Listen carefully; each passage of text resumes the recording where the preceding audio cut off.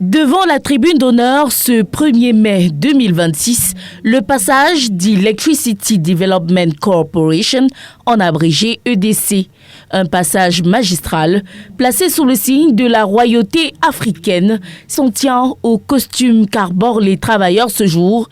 Une nouvelle étoffe qui matérialise les 20 ans de cette société à capital public. Cette fête du 1er mai n'est pas une fête comme les autres. C'est une fête qui marque le coup d'envoi des festivités du 20e anniversaire de EDC. C'est pour ça que l'essentiel de notre discours de tout à l'heure a été articulé et sur les réalisations de d'EDC qui sont importantes.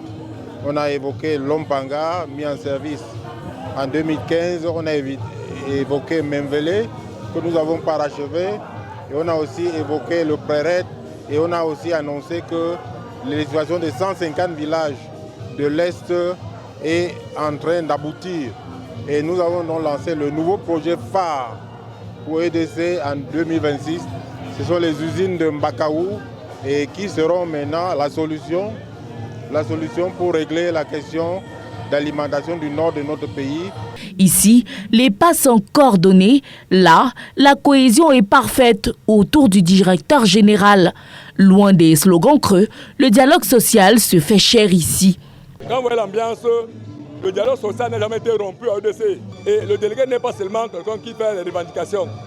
Nous avons interpellé nos collègues sur leur comportement, leur façon d'être. Parce que l'entreprise, c'est une famille.